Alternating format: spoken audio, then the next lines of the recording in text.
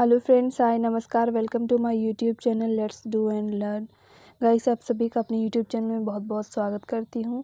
आज मैं जो टेस्ट सीरीज़ लेके आई हूँ, जो एग्ज़ाम का पेपर है प्रीवियस ईयर का, ये 2019 का 2019 का जुलाई का लेवल 2 का हिंदी का 4 यानी कि भाग 4 का हिंदी है। तो आइए चलते हैं, इस पेपर को डिस्कस करते हैं। और डिस्कस करने से पहले आप सभी से रिक्वेस्ट है, जिन लोगों ने हमारे यूट्यूब चैनल को अभी तक सब्सक्राइब नहीं किया है, प्लीज़ आप सब हमारे यूट्यूब चैनल को सब्सक्राइब कर लें, बेल आइकॉन भी प्रेस कर लें, ऑल वाली प्रेस करें ताकि सभी नोटिफिकेशंस आपको प्राप्त हो सके। आइए चलते हैं। तो प्रश्न नंबर 91 से लेकर 99 तक क्या है, तो ये हमारा जो है गद्यांश के ऊपर लिया हुआ प्रश्न है। तो आइए चलते हैं। सबसे पहले गद्यांश को हम यहाँ पर रीड कर लेते हैं कि गद्यांश क्या कहता है। तो गद्यांश कहता है कि आज शिक्षक की भूमिका उपदेशक या ज्ञानदाता की सी नहीं रही। वह तो मात्र एक प्रेरक है कि शिक्षार्थी स्वयं सीख सके। उनके किशोर मानस को ध्यान में रखकर शिक्षक को अपने शिक्षण कार्य के दौरान अध्ययन अध्यापन की परंपरागत विधियों में से 2 कदम आगे जाना पड़ेगा, ताकि शिक्षार्थी समकालीन यथार्थ और प्रतिदिन बदलते जीवन की चुनौतियों के बीच मानव मूल्यों के प्रति अडिग आस्था बनाए रखने की प्रेरणा ग्रहण कर सके। पाठगत बाधाओं को दूर करते हुए विद्यार्थियों की सहभागिता को सही दिशा प्रदान करने का कार्य शिक्षक ही कर सकता है। नेक्स्ट पैराग्राफ है, भाषा शिक्षण की कोई एक विधि नहीं हो सकती। जैसे मध्यकालीन कविता में अलंकार, छंद, विधान, तुक आदि के प्रति आग्रह था, किंतु आज लय और प्रवाह का महत्व है। कविता पढ़ाते समय कवि की युग चेतना के प्रति सजगता समझना आवश्यक है। निबंध में लेखक के दृष्टिकोण और भाषा शैली का महत्व है, और शिक्षार्थी को अर्थ ग्रहण की योग्यता का विकास जरूरी है। कहानी के भीतर बुनी अनेक कहानियों को पहचानने और उन सूत्रों को पल्लवित करने का आभास शिक्षार्थी की कल्पना और अभिव्यक्ति कौशल को बढ़ाने के लिए उपयोगी हो सकता है। कभी कभी कहानी का नाटक में विधा परिवर्तन कर उसका मंचन किया जा सकता है। मूल्यांकन वस्तुतः सीखने का ही एक प्रणाली है, ऐसी प्रणाली जो रटंत प्रणाली से मुक्ति दिला सके, परंपरागत सांचे का अनुपालन न करे, अपना ढांचा निर्मित करे। इसलिए यह गांठ बांध लेना आवश्यक है कि भाषा और साहित्य के प्रश्न बंधे बंधाए उत्तरों तक सीमित नहीं हो सकते। शिक्षक पूर्व निर्धारित उत्तर की अपेक्षा नहीं कर सकता। विद्यार्थियों के उत्तर सांचे से हटकर किंतु तर्कसंगत हो सकते हैं और सही भी। इस खुलेपन की चुनौती को स्वीकार करना आवश्यक है। आइए चलते हैं प्रश्नों की ओर। प्रश्न नंबर 91 कहता है कि मूल्यांकन के बारे में सत्य नहीं है। तो मूल्यांकन के बारे में क्या सत्य नहीं है, ये हमें बताना है।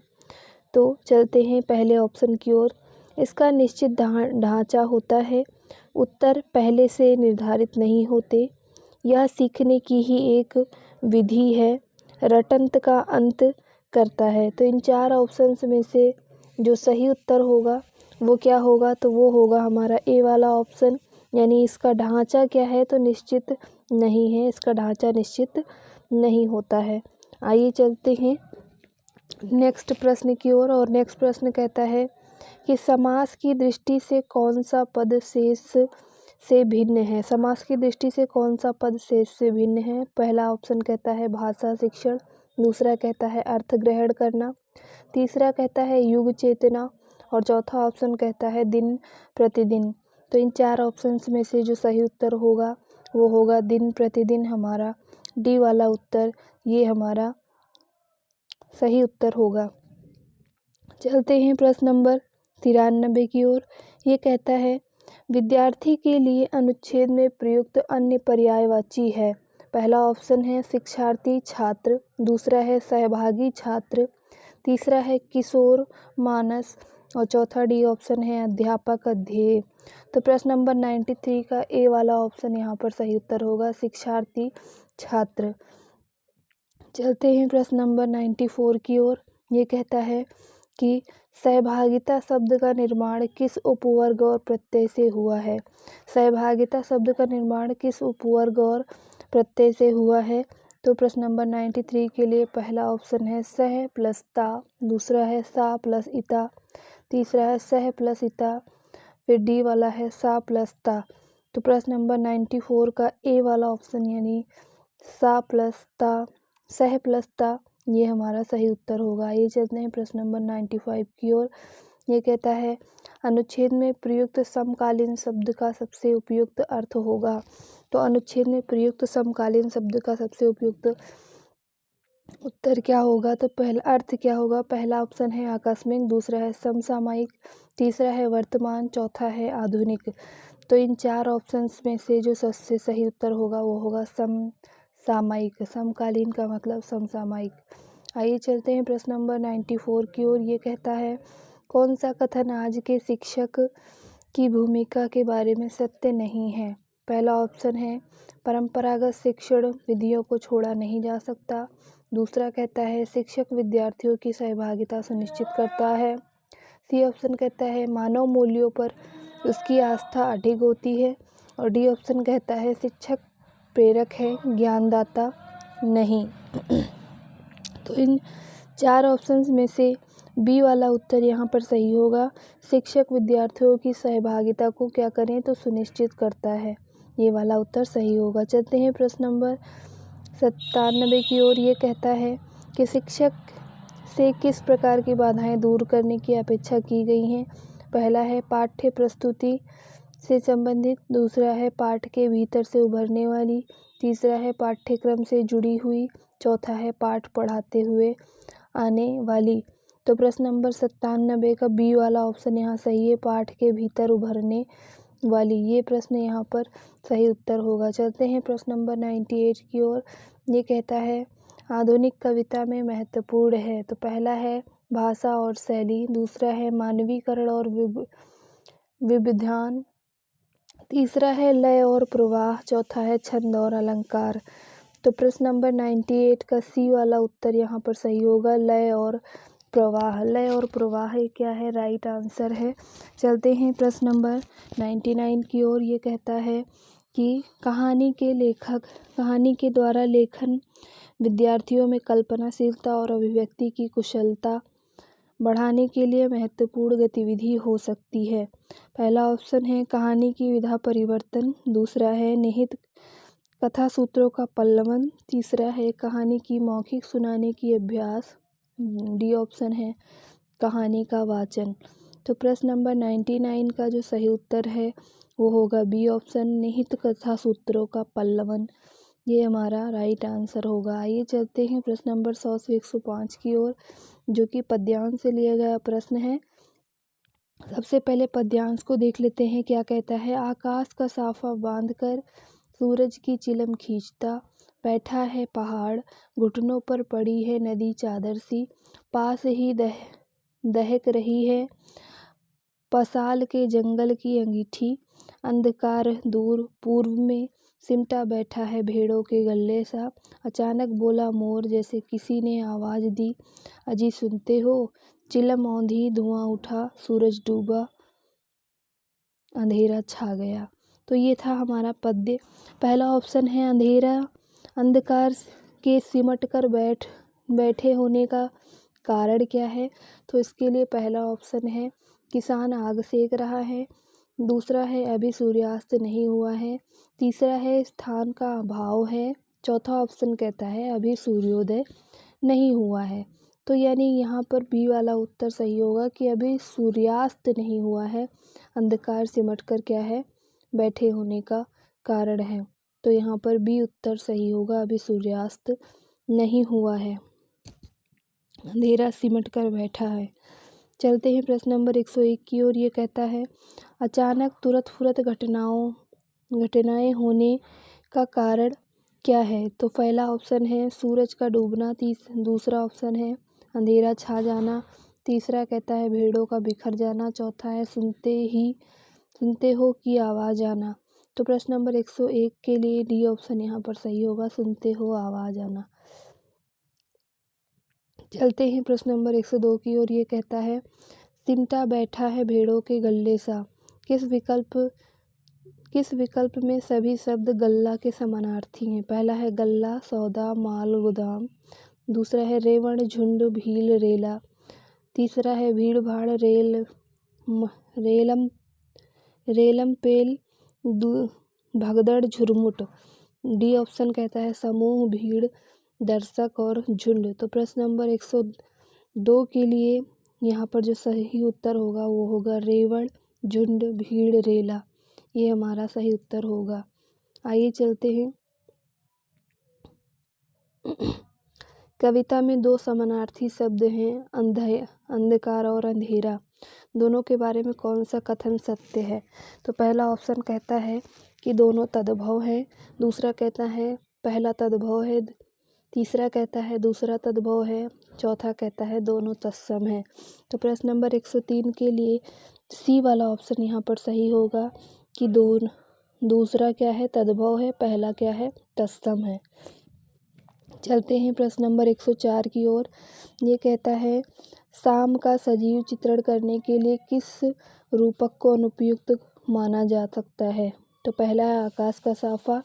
दूसरा है मोर की आवाज़। तीसरा है जंगल की अंगीठी। चौथा है सूरज की चिलम। तो यहाँ पर मोर की आवाज़ को हम क्या कहते हैं? सजीव चित्रण कर सकते हैं शाम के लिए।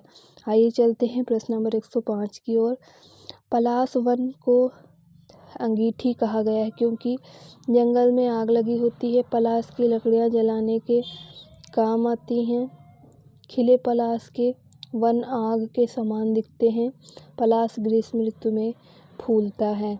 तो प्रश्न नंबर 105 का ये वाला खिले पलाश के वन आग के समान दिखते हैं, ये वाला यहाँ पर राइट आंसर होगा। चलते हैं प्रश्न नंबर 106 की ओर। ये कहता है कि उच्च प्राथमिक स्तर पर बच्चों के भाषा विकास के लिए ज़रूरी है कि डैश समृद्धि का भाषा डैश व अन्य विषयगत शिक्षण युक्ति में उपयोग किया जाए।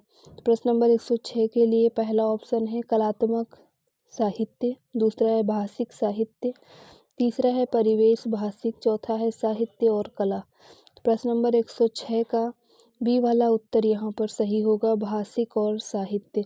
ये हमारा सही उत्तर होगा। चलते हैं प्रश्न नंबर 107 की ओर। प्रश्न नंबर 107 कहता है उच्च प्राथमिक स्तर की हिंदी भाषा की पाठ्य पुस्तकों में हिंदीतर भाषा को भी जगह मिलनी चाहिए, इस कथन का औचित्य नहीं है। पहला ऑप्शन इसके लिए है हिंदीतर भाषा के साहित्य से परिचित कराना। दूसरा है हिंदीतर भाषाओं की रचना शैलियों से परिचित कराना।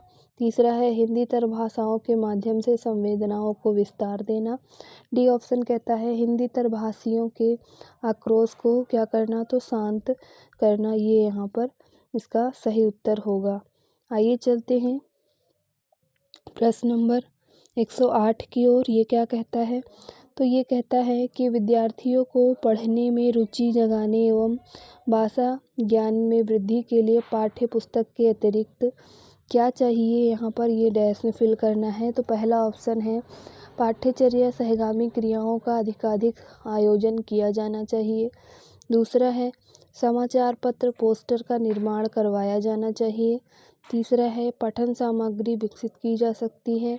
चौथा है शैक्षिक भ्रमण का अधिकाधिक आयोजन किया जाना चाहिए।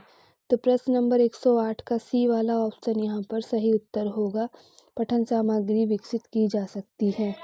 आइए चलते हैं प्रश्न नंबर 109 की ओर। ये कहता है उच्च प्राथमिक स्तर पर बच्चों की भाषाई आकलन की दृष्टि में सबसे अधिक महत्वपूर्ण है। यानी अगर लैंग्वेज असेसमेंट की बात करें, भाषाई आकलन की बात करें उच्च प्राथमिक स्तर पर, तो सबसे इम्पोर्टेंट क्या है ये बताना है। तो पहला ऑप्शन है वसंत ऋतु में नीलकंठ के लिए जाली घर में बंद रहना असहनीय क्यों हो जाता था।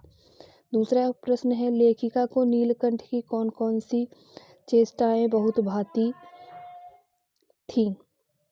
नीलकंठ की नृत्य भंगिमा को अपने शब्द चित्र में प्रस्तुत कीजिए। और डी ऑप्शन कहता है मोर मोरनी के नाम किस आधार पर रखते रखे गए हैं। तो यहाँ जो सबसे सही उत्तर होगा वो सी वाला होगा। नीलकंठ की नृत्य भंगिमा को अपने शब्द में क्या करें, पिरोएं और चित्र के माध्यम से उसकी प्रस्तुति दीजिए। तो ये वाला सबसे ज़्यादा इम्पोर्टेंट होगा। आइए चलते हैं प्रश्न नंबर 110 की ओर। ये कहता है कि भाषा अर्जित करने के संदर्भ में डैश सर्वाधिक महत्वपूर्ण है। तो सबसे अधिक क्या महत्वपूर्ण है? पहला है समृद्ध भाषा परिवेश, दूसरा है संचार माध्यमों का अधिक प्रयोग, तीसरा ऑप्शन कहता है विद्यालयी परीक्षा प्रक्रिया, डी ऑप्शन कहता है भाषिक पठन सामग्री। तो आप सभी जानते हैं कि भाषा के लिए समृद्ध परिवेश होना सबसे ज़्यादा इम्पोर्टेंट है। चलते हैं प्रश्न नंबर 111 की ओर। ये कहता है बहुभाषिक कक्षा में बच्चों की भाषाओं को स्थान देने के लिए आवश्यक है, क्या आवश्यक है? प्रश्न नंबर 111 का पहला ऑप्शन है शिक्षक बच्चों को उनकी भाषाओं में ही व्यवहार करने के लिए कहें। दूसरा है शिक्षक बच्चों के मातृभाषा प्रयोग को स्वीकार करें। तीसरा ऑप्शन है शिक्षक बच्चों की मातृभाषाओं में गीत कविता सुने। डी ऑप्शन है शिक्षक बच्चों की भाषाओं का ही प्रयोग करें। तो यहाँ पर बी वाला उत्तर सही उत्तर होगा। शिक्षक बच्चों के मातृभाषा प्रयोग को स्वीकार करें। 111 का बी वाला उत्तर यहाँ पर सही होगा। चलते हैं 112 की ओर।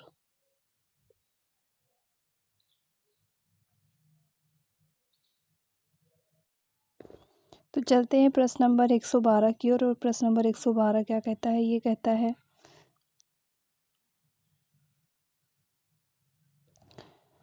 8वीं कक्षा में पढ़ने वाली रुबीना लिखने में बेहद कठिनाई का अनुभव करती है। संभव है कि वह डैश से ग्रसित हो। तो किससे ग्रसित है ये हमें बताना है। तो इसके लिए ऑप्शंस देख लेते हैं। और फर्स्ट ऑप्शन कहता है डिसलेक्सिया, सेकंड कहता है डिसग्राफिया, थर्ड कहता है भाषाघात और डी ऑप्शन कहता है डिसकैल्कुलिया। तो प्रश्न नंबर 112 के लिए जो सही उत्तर होगा वो होगा डिसग्राफिया, क्योंकि वो क्या है, लिखने से संबंधित उसको विकार है। आइए चलते प्रश्न नंबर 113 की ओर। ये कहता है हिंदी भाषा के विविध रूपों से परिचित कराने में डैश सर्वाधिक सहायक है। क्या सबसे अधिक सहायक है?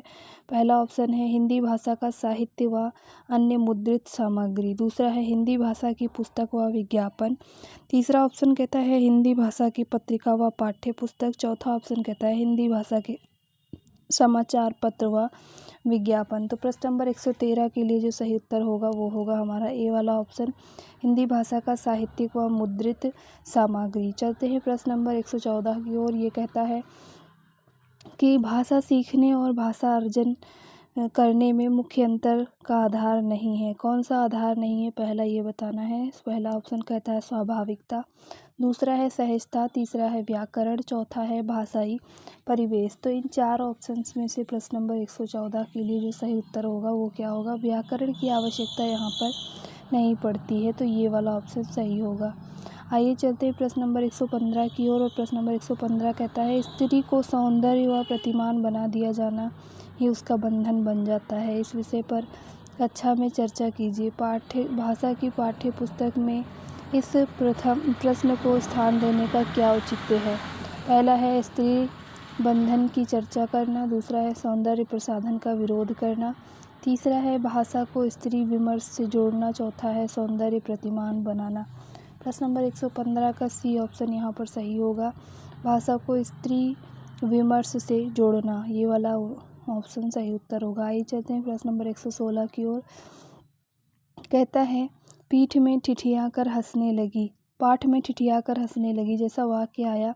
ठिठियाना शब्द में आना प्रत्यय का प्रयोग हुआ है। आना प्रत्यय से बनने वाले चार सार्थक शब्द लिखिए। इस प्रश्न का स्वरूप डैश को पोषित करता है। पहला है सूत्र शैलीय व्याकरण को, दूसरा है संदर्भ में व्याकरण को, तीसरा कहता है पाठ्य पुस्तक व्याकरण को, या फिर प्रत्यय का समस्त ज्ञान। तो प्रश्न नंबर 116 का सही उत्तर होगा तो वो होगा संदर्भ में व्याकरण को, बी ऑप्शन यहाँ पर सही उत्तर होगा। चलते हैं प्रश्न नंबर 117 की ओर। और ये हमारा एनसीएफ से लिया गया क्वेश्चन है। उच्च प्राथमिक स्तर पर डैश परिचित कराने की प्रक्रिया पर बल दिया जाता है। पहला ऑप्शन है लेखन प्रक्रिया से, दूसरा है अलंकार व छंद से, तीसरा है साहित्यिक विधाओं से, चौथा है पठन प्रक्रिया से।